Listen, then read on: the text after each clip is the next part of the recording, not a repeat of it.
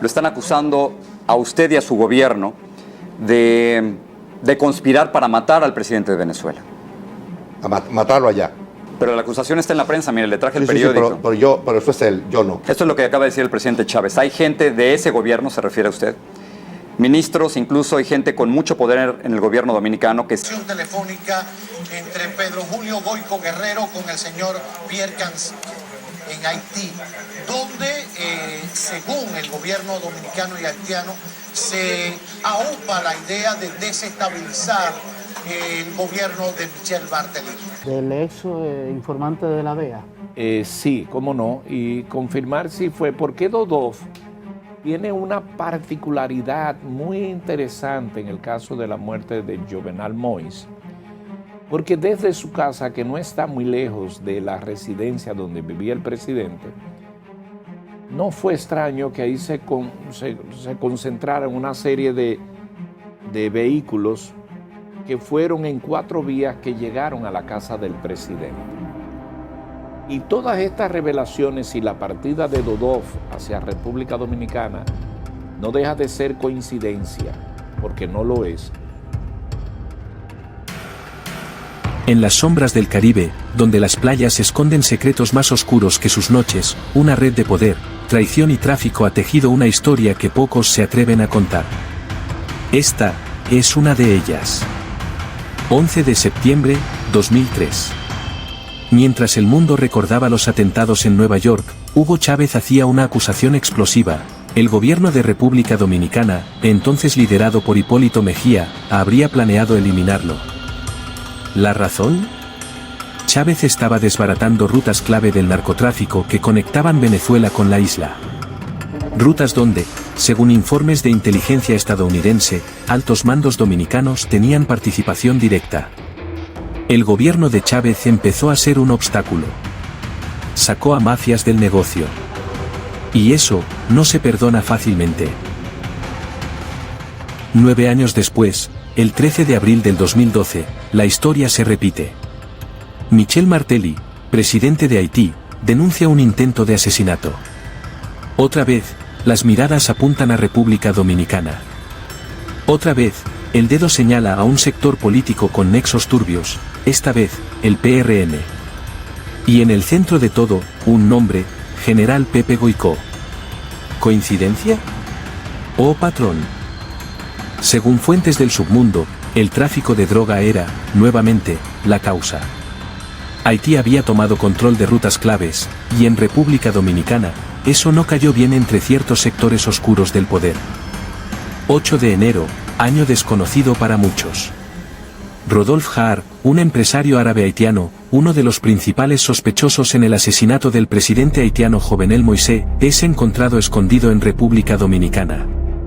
No por casualidad. De acuerdo con informes internacionales, se ha revelado que el magnicidio fue en parte planeado desde suelo dominicano. Los autores intelectuales detrás de este acto serían una poderosa alianza entre políticos influyentes y un magnate haitiano de ascendencia siria, acusado por Canadá de financiar a las bandas armadas más despiadadas del Caribe. En el año 2025, el canal Capulet difunde un vídeo que sacude a la opinión pública, supuestos lazos entre el partido gobernante dominicano y el tráfico de polvo blanco. En dicho archivo se incluyen declaraciones explosivas de un informante interno que revela que, según él, Luis Abinader estaba al tanto de la verdadera identidad de Miguel Gutiérrez, un diputado condenado en los Estados Unidos por su participación en actividades de lavado y tráfico de polvo blanco. En este relato también se revelan los vínculos con Antonio Espaillat, un magnate influyente e intocable, y el temor que embarga a la fiscal Jenny Berenice al enfrentarse a él.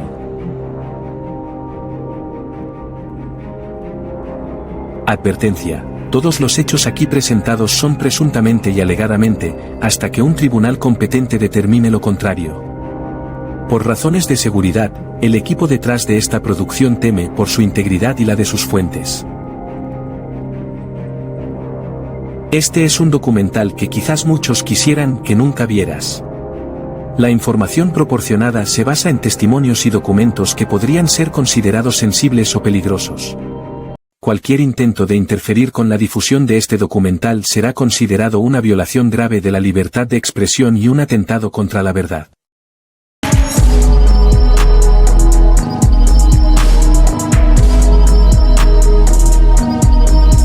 Señores, como ustedes estuvieron viendo en el intro de este video, ustedes vieron que estoy investigando por qué en los gobiernos del PRM se hacen atentados contra otros presidentes de otro país. Esa es una línea muy interesante que nosotros estamos investigando y no se despegue de este canal porque le traemos cosas muy escandalosas. Señores, hay dos cosas que me han llamado la atención en los últimos días que ha pasado con este caso del Jet Set. Y yo decía en mi cuenta de Twitter o de X, como ustedes la conozcan, que me parece extraño la actitud del Ministerio Público, donde el Ministerio Público, en vez de enfocarse en su caso, lo hemos visto justificándose con anterioridad.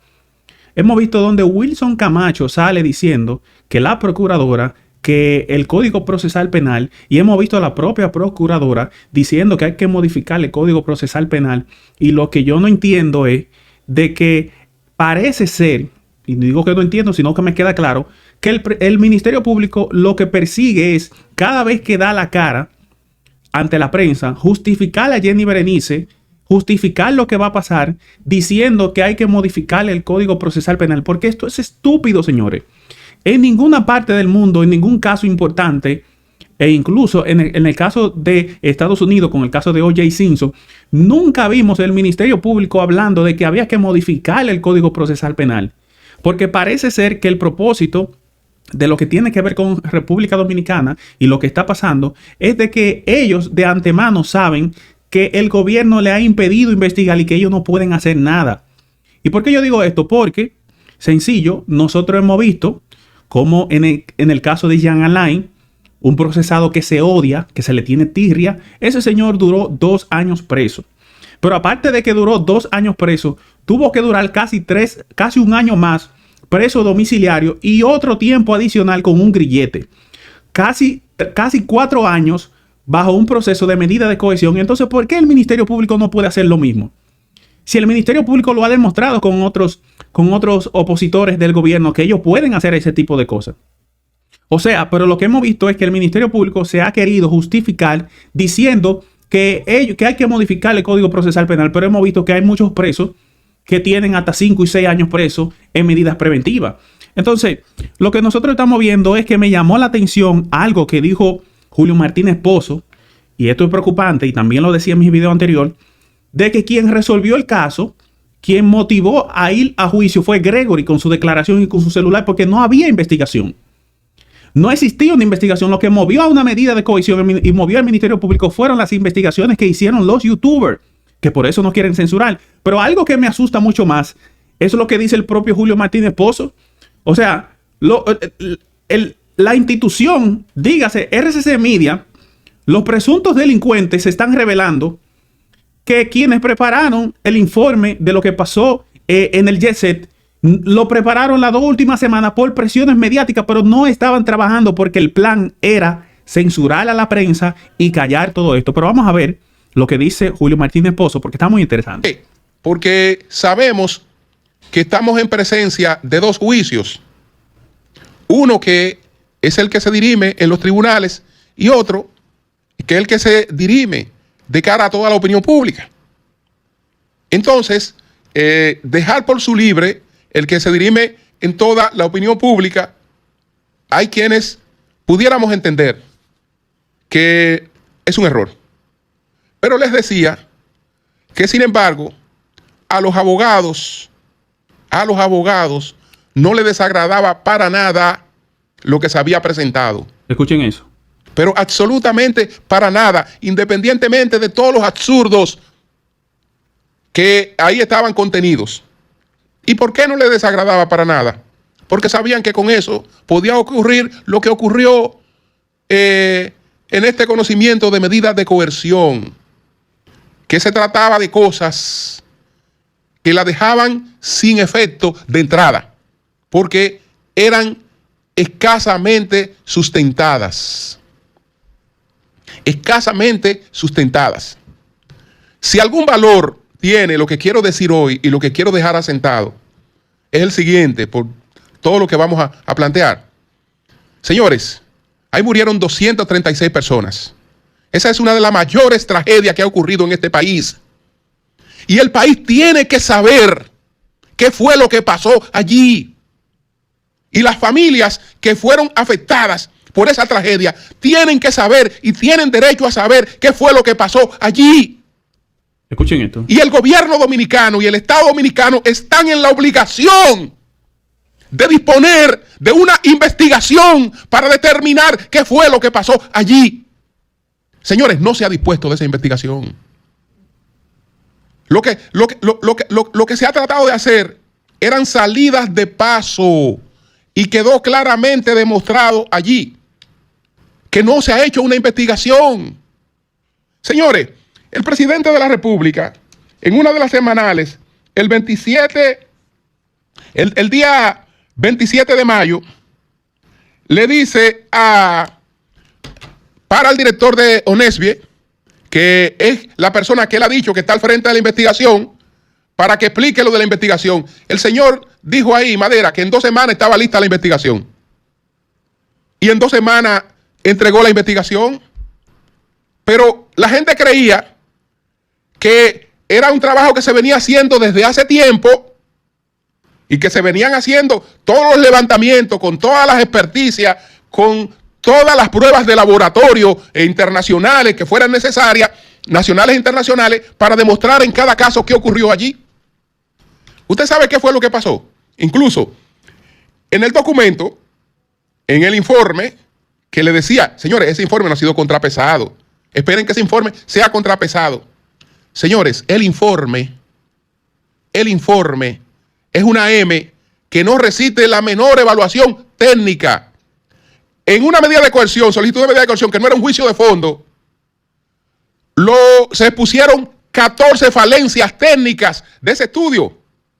Señores, ya ustedes estuvieron viendo lo que dijo Julio Martínez Pozo. Ya ustedes están documentados lo que tiene que ver la opinión de Julio Martínez Pozo. Y lo que yo quiero señalar, que como nosotros hemos dicho desde el principio en este canal de YouTube, quien resolvió ese caso fue Gregory, porque él fue que fue al Ministerio Público, mostró su teléfono y resolvió ese caso, y a partir de ahí fue que actuaron. Esa supuesta comisión que envió Luis Abinader de personas internacionales para que investigaran, eso fue una farsa. Ustedes saben que cuando se crea una comisión es para que la cosa quede en el aire. ¿Dónde está la comisión que se creó en República Dominicana para el tema de Friusa? Y muchos otros temas más que nosotros vemos que se crea una famosa comisión.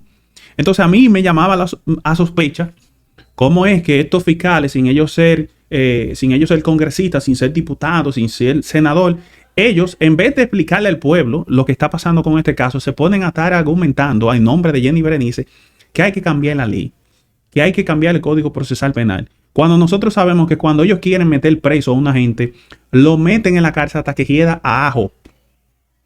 Y ustedes lo han visto cómo han hecho todo esto con toda la oposición. Ellos no necesitan ningún Código Procesal Penal porque ellos se lo inventan. Si ellos quisieran acusar a Antonio Espaillá de terrorismo, lo hacen.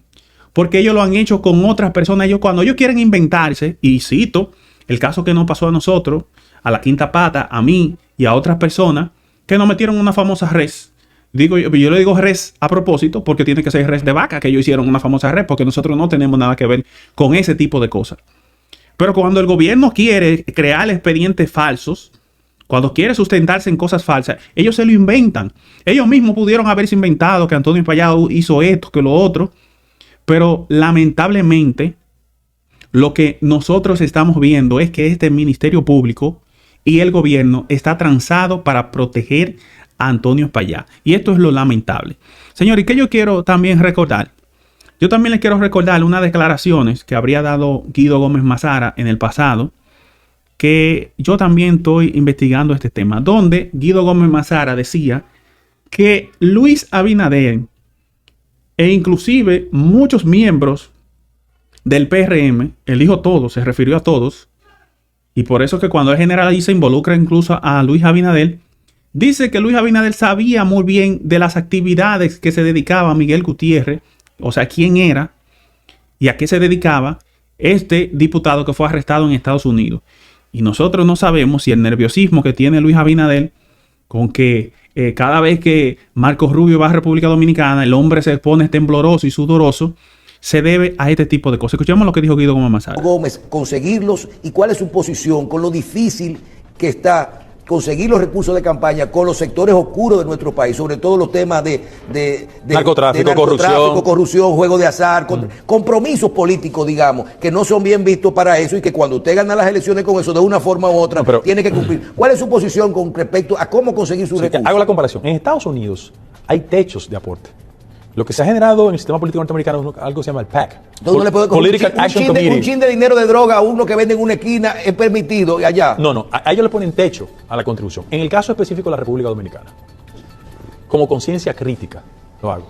Los partidos políticos en el país no pueden seguir siendo fuente de descreimiento para la colectividad, porque la fuerza del dinero sucio cuando ingresa a las campañas electorales lo hace con dos objetivos.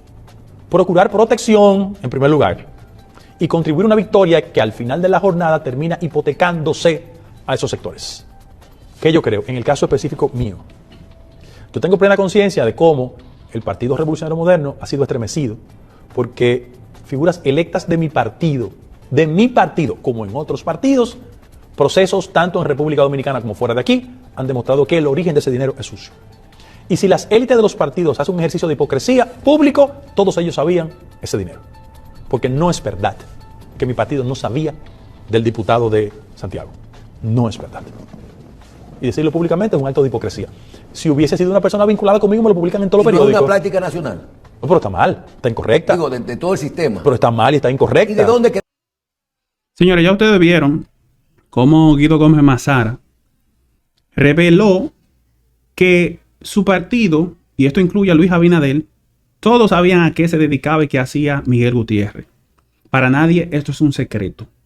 Entonces lo que nosotros estamos viendo es que este grupo de personas llegaron al gobierno pensando que los únicos actos de corrupción deplorable tenía que ver con robarle al gobierno y no con ese otro tipo de cosas.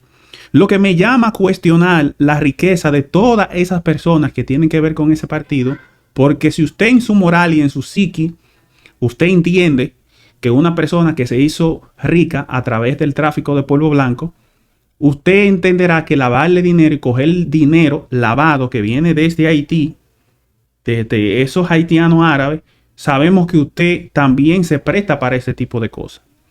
Y es por eso que a mí no me sorprende lo que ha pasado recientemente en República Dominicana, donde se ha continuado extraditando personas del PRM que han llevado un estilo de vida muy lamentable, y que Estados Unidos todos los días se lleva un pollito de experimento del PRM que lo pone en su laboratorio para ver cómo fue que lo criaron en República Dominicana comiendo polvo blanco.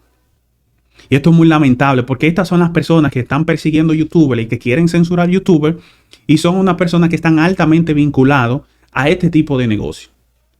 Lamentablemente en República Dominicana nosotros hemos visto cómo ellos mismos se dicen que son personas que estaban conscientes de que estaban haciendo negocio con ese tipo de cosas y después vienen, luego de que vienen con la nariz toda empolvada de polvo blanco, que vienen con las pupilas dilatadas, con los ojos rojos, que vienen con la moral por el suelo, que vienen de haberse abrazado y besuqueado con personas que se dedican al tráfico de polvo blanco, vienen a reclamar que a ellos hay que cuidarle una famosa moral y una famosa ética y una famosa difamación y una famosa injuria.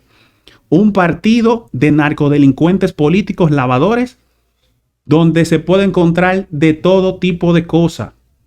Sodom y Gomorra no tienen nada que envidiarle al PRM y a sus personas. Señores, chupe usted y déjeme el cabo. Y siempre recordándole que todo lo dicho, reproducido y mostrado es alegadamente y supuestamente hasta que un juez y un fiscal determine la veracidad de lo mismo. Señores, siempre digo chupe usted y déjeme el cabo por la canción de Johnny Ventura que decía que el tabaco es fuerte pero hay que fumarlo, que era una protesta silenciosa que se hacía en los gobiernos de Balaguer y Trujillo. Señores, hasta la próxima.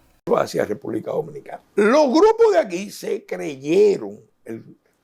quisieron creer el cuentazo de que íbamos a ser hegemónicos en la isla, que si nos aliábamos con los ricos de allá, los dominicanos, y bueno, imagínate, los ricos de allá veían eso como una salida, una bendición, porque en el fondo, ¿qué ellos son? ¿Son haitianos? No, ellos no son haitianos.